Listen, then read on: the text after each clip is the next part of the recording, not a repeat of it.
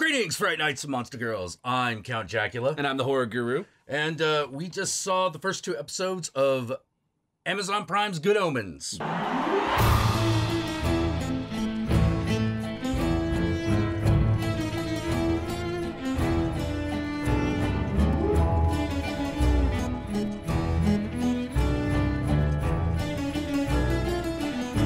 Yes.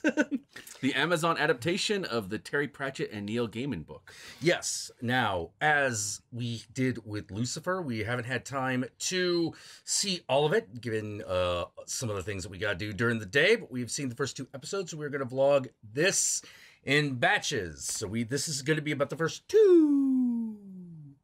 All right, and so far, pitch perfect. Oh my God. The casting of this show is just so phenomenal. Yeah. Like, I mean, you have the main 2 who are great, like David Tennant and Martin Sheen. Knock it out of the park. Michael Sheen. Martin knocked that shit out of the park. Oh my God, yeah.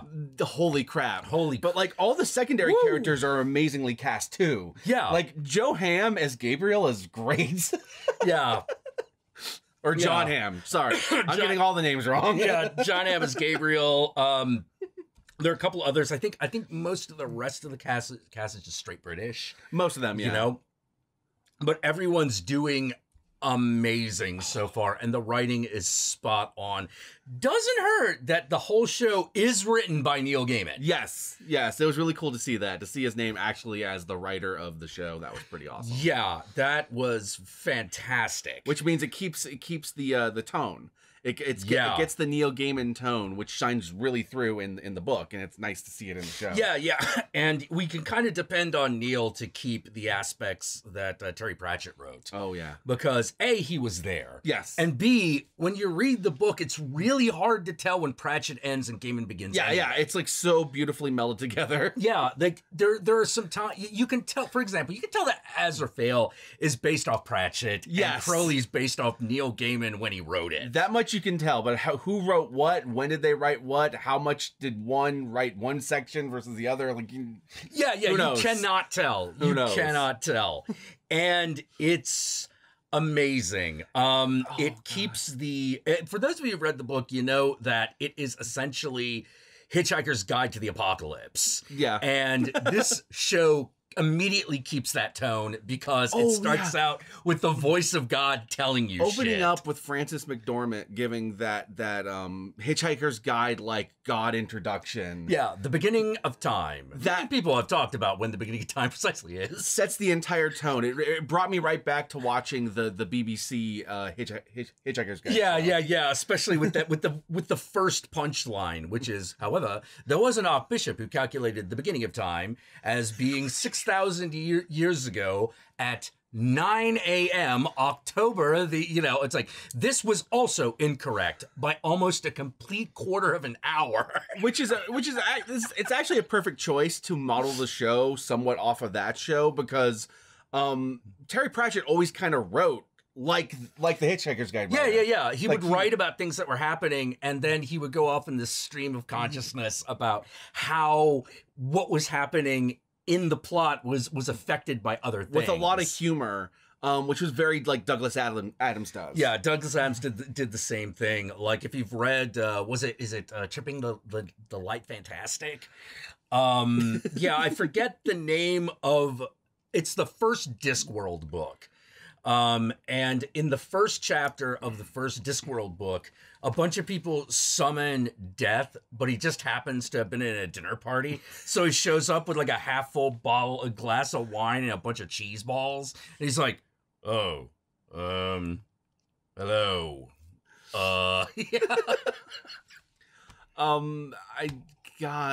a lot of things I'm loving about this show. The show looks great.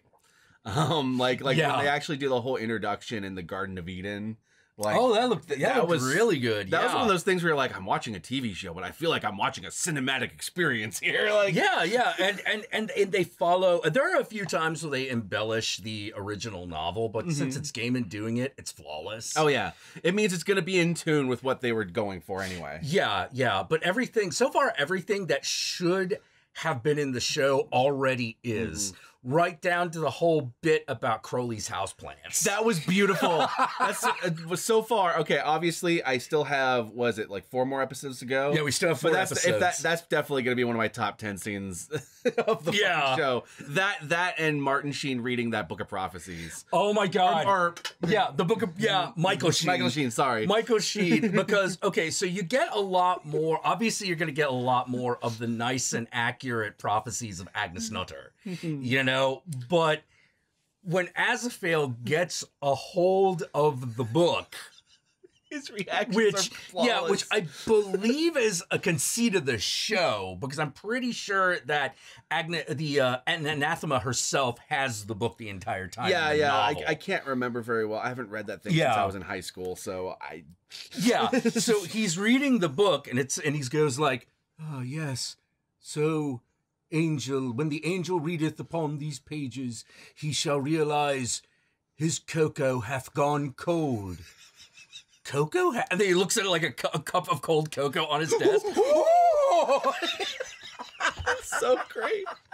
Needless to say, I think these are gonna be very spoiler-filled vlogs. So, like, enter at your own risk. Super enter at your own risk. But know that so far it's been 2 hours of complete delight. Oh my God! What happened? Did we rescue a fairy or something? Because we have had so many amazing. Well, it kind of feels like media experiences lately. I it's weird. It feels like a lot of the stuff I kind of grew up reading, like old comic books and like books and things like that from like that were made during like the 80s. A lot of those that like I read in the 90s have now finally started getting a lot of adaptations. Yeah, they're all really, and a lot of them are really good. Like they made Preacher a few years ago. Yeah, Legion got a show a few years ago. There is this show, Doom Patrol. Doom Patrol's amazing. There's Swamp Thing. Swamp Thing. We've only got 1 episode up, but so far it's got promise. Fucking the Godzilla movie we just saw. God. Holy crap.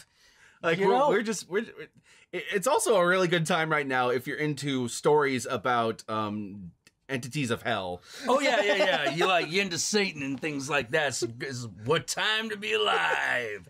And speaking of which, so far the show gets the horns, definitely. Oh my God. Amazing. Fucking Crowley alone should get the horns. David Tennant is killing it. I knew he was going to be perfect, but it's one thing of knowing and then one thing of watching, you know? Oh yeah, absolutely. Look, if you're I don't even know what else to really say, but everything that's in the book is in the show so far. Like, we're in the first third of the show, everything that is in the first third of the book, and then a little bit more has already happened. We've even been introduced to War. War has been introduced. And we're gonna be introduced to the other Horsemen of the Apocalypse soon, I imagine. Yeah, it's known. Well, obviously, all the major Horsemen of the Apocalypse, the 4 show up. Yeah, but we also know that at some point the lesser Horseman of the Apocalypse shows up, and I am so looking forward to odious personal habits and fucking people covered in fish. That was another really great scene though, when they introduced War and she's like that war correspondent and like all the soldiers at the peace rally start pointing guns at each other. Oh God, that line. Sometimes, despite all expectation and all the plans laid, peace breaks out. Yeah. Oh man, this show it's phenomenal. I can't wait to continue watching it when we get a chance and letting you guys know what we think. Yeah. Oh God, I think another great exchange. Yeah. John Hamm as Gabriel. The way they play the angels is that the angels are super weird. Like the demons are kind of what you expect. Like, you know, they're demons of disease and the Lord of Flies and things like that. Beelzebub was good. Yeah. You know, but the angels are all being played as if they are like masters of blending in but the reality is they suck and people just don't care. Yeah, they think they're masters of blending in and they think they're better than everyone and that they know everything and they're all prim and proper, but they actually don't understand shit. Yeah. The only one who has any clue is Azrael. Because he's actually lived among them. Yeah. And so they walk into Azrael's bookstore because he still has it. They gave him the bookstore. And Gabriel walks in and he is like, "Hello, I have come to purchase your material object. It's called books. Yes, I will buy this book, and we should conduct business back there because we are buying pornography." Pornography. Oh yes, we don't want to be. We are ashamed of buying our pornography, and we will buy it over there. And what really makes that scene is when they get into the room and he's like, they bought it. They're such simpletons. Yeah. Just like, of course, everyone's just looking at him like, what the fuck? That's another thing. This show is a fucking riot. Another choice I really like is that it seems like the entire soundtrack of the show so far, hopefully for the rest of the show, is Queen songs. Yeah. There's a lot of Queen songs. They haven't actually explained that joke yet. I wonder if they're going. They probably will. But it'll come up, I imagine. Although I did notice that the Bentley doesn't have a cassette player. It has an 8-track. Makes sense. Makes a certain amount of sense. Crowley's Bentley's in this, by the way. I cannot wait for the inevitable conclusion. I want Crowley. A fucking Crowley's car. I want Crowley's chair. Oh my god, awesome. That chair! He's got that gold and red chair. I'm like, holy shit! That thing is badass. God damn it! What? Why don't I have nice things, man? I need that. I need a chair like that. It needs to be able to impress my underlings and eliminate my overlings. I also like the scene where they get drunk. Oh yes, and they're like trying to like commiserate over the apocalypse happening and them not being able to experience Earth anymore. And then eventually they reach the point where it's just like, I can't do this drunk anymore. Right. And so then they sober up and all the wine goes back into the bottle. Yeah, it goes back into the glasses. And they're like,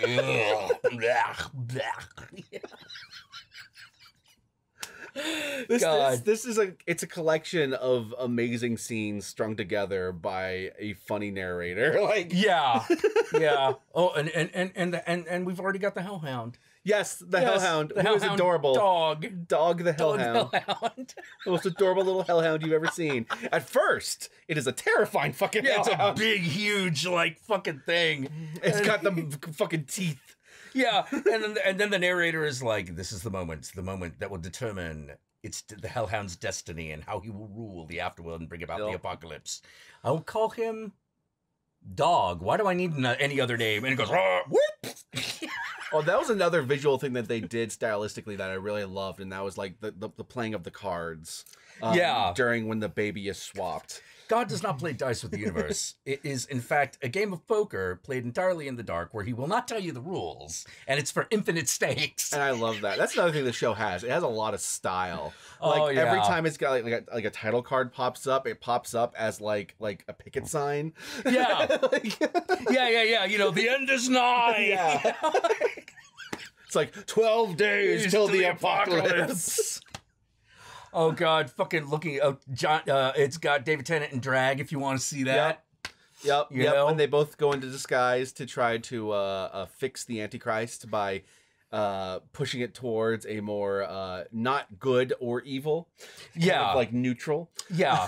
Trying to push him neutral. But unfortunately, it is not actually the Antichrist because the baby was swapped, and the actual Antichrist was raised by a normal family in the middle of England. Yeah, little butt fuck nowhere. Yep. Yeah. But it was really entertaining watching them interact with the kid for the first episode, where it's like David Tennant's like evil Mary Poppins, even as the Mary Poppins fucking umbrella, and And Azathoth is just like, I don't know what he is. He's the goofy gardener in every British family show. He looked like he walked straight out of Jaws. Like he was the fucking fisherman. Yeah, yeah. Like, he's like, oh, how you doing there, buddy? It's like, that's their sister snail and brother snake. You don't want to hurt them. You must love all animals. Oh, but the nanny says that I should stomp all animals using the strength of my fucking feet. It's just like, well, your nanny don't know everything. Don't do she? Oh, nanny, sing me a nursery rhyme. Oh, when you take over the world. Yeah. There will be flames and suffering and pain. Oh, but the old man gardener said that I shouldn't do that. Just like, you shouldn't listen to him. Listen to your old nanny. Meanwhile, they're conspiring together to try to, like, pull him in a neutral direction. Yeah, just make him neutral because they just don't want time to end. I just gotta say, that is a plan that will totally backfire if that was the actual Antichrist. Because I'm telling you right now, if I were fucking a 12-year-old kid, I'd be way more drawn to the awful shit. Yeah. Well, I also like the fact that they took greater pains in the show to make it clear that part of what was happening is this is the Omen, except there's a fuck up. Fucking was it Nick Offerman as the senator? Yes. Guy. You know, who's talking to George Bush while his baby's born. Yeah, because it's supposed to be like, back in the Bush era. Oh my God. No, show's perfect. It's awesome. No, I love it. You should definitely check it out. Highly recommend. We will come back to you when we watch the next 2 episodes, and yeah, I doubt we're going to start giving it a thumbs down anytime soon. I can't. It would have to take such a fucking downward turn. Yeah. For this to not end good. Yeah. I don't even know what it would fucking take. We'll see. Yeah. We'll see. All right, man. Tell me where they can find you. You can find me at The Horror Guru on Twitter, on Twitch, on YouTube, Facebook. Just look up The Horror Guru or Blood Splattered Cinema, and I'll be there. And you know me. I am Count Jacula on Twitter, on Instagram. And I stream Jesus Christ. Okay. Indigestion, folks. I stream every Thursday at 6 p.m. Pacific Standard Time and Sunday at 9 p.m. Pacific Standard Time right here on YouTube. So if you want to be notified of that, hit the subscribe button, blah, blah, blah, blah, blah, blah, blah, all that shit. And if you want to find another way to support the show, we got that Patreon. So if you can $1 a month, anything helps. We appreciate it like you wouldn't believe. And until next time, Ave Satanas, Disco Inferno, and keep watching fucked up movies. And TV shows.